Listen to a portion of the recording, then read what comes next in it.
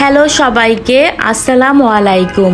কাছের এবং দূরের যে যেখানে বসে আজকে আমার এই ভিডিওটি দেখছেন সবাইকে জানাচ্ছি অনেক অনেক শুভেচ্ছা। আশা করি আমার অন্য ভিডিওগুলোর মতো আজকের ভিডিওটা আপনাদের ভালো লাগবে এবং আমি আমার আজকের ভিডিওটাও আপনাদের সাথে খুব সহজভাবে এবং সিম্পলভাবে রান্নাবান্নার ভিডিও নিয়ে হাজির হয়েছি। এটা ছিল আমার শুক্রবারের রান্নার ভিডিও। আজ শুক্রবারে আমি রান্না করেছিলাম কিছু আইটেম আর আপনাদের সাথে ওইটাই শেয়ার করব। তো বাচ্চাদের জন্য প্রথমে এখানে মুরগির মাংস রান্না করেছিলাম।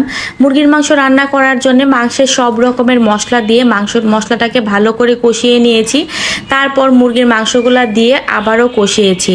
একটা কথা মনে রাখবেন, মাংসের মধ্যে যত মশলা কষাবেন বা অন্য যে কোনো রান্নায় মশলা যত কষাবেন তরকারিটা খেতে কিন্তু ততই বেশি ভালো লাগবে। মুরগির মাংসগুলো এখানে কষানো হয়ে গিয়েছে। এখানে আমি অল্প কিছু আলু দিয়ে দিয়েছি আর আলু দেওয়ার পর আরও একটু কষিয়ে পরিমাণ মতো ঝোল দিয়ে দিব। আর এই ঝোলটা আমি যতটুকু পরিমাণে রাখতে চাই সেই পরিমাণে যখন আসবে আমার মাংস রান্না একদম কমপ্লিট হয়ে যাবে আর আমি মাংসটা এক পাশে রেখে দিব। আর হ্যাঁ, আজকে আমি রোজা ছিলাম, তাই সাথে কিছু ইফতারির আইটেমও থাকবে আপনাদের জন্য। মুরগির মাংস রান্না হয়ে গেলে এখন রান্না করব মাছ। এখানে আমি পাবদা মাছ নিয়েছি। পাবদা মাছগুলোকে আগেই ভেজে নিয়েছি। অনেকে আছে মাছ কাঁচা খেতে ভালোবাসে বা বাগার দিয়ে খেতে চায়, কিন্তু আমি একটু ভেজে খাই কারণ কাঁচা মাছটা আমি খেতে পারি না। পাবদা মাছটাকে ভেজে এখানে মশলা ভালো করে কষিয়ে আমি একটু নেড়ে চেড়ে নিচ্ছি আর মাছগুলোকে উল্টিয়ে দিচ্ছি। যখন কষানো হয়ে যাবে তখন আমি একটু ঝোল দিয়ে দিব। আর যেহেতু মাছগুলা আগে থেকেই ভেজে রেখেছি, এখানে বেশি ঝোল দেওয়ারও প্রয়োজন নেই। আমি আমার পরিমাণ মতো ঝোল রেখে এখানে ধনেপাতা কাঁচামরিচ দিয়ে মাছটাকেও নামিয়ে ফেলেছি। অন্যদিকে একটু গরুর মাংস রান্না করব।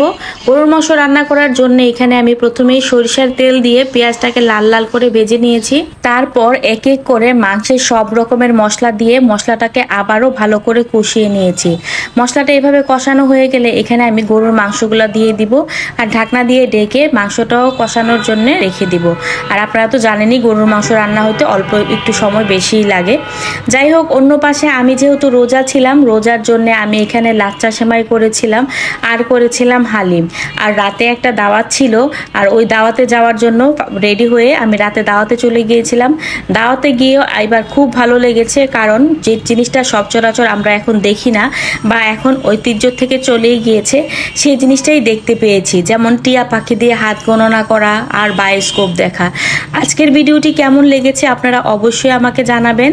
আর আমার চ্যানেল একদমই নতুন, আশা করি যারা আমার ভিডিওটি দেখবেন সম্পূর্ণরূপে ভিডিওটি দেখে একটা কমেন্ট করে যাবেন। আর যদি ভালো লাগে অবশ্যই আমার পেজটিতে লাইক করে দিবেন। সবাই ভালো থাকবেন, সুস্থ থাকবেন। আল্লাহ হাফেজ।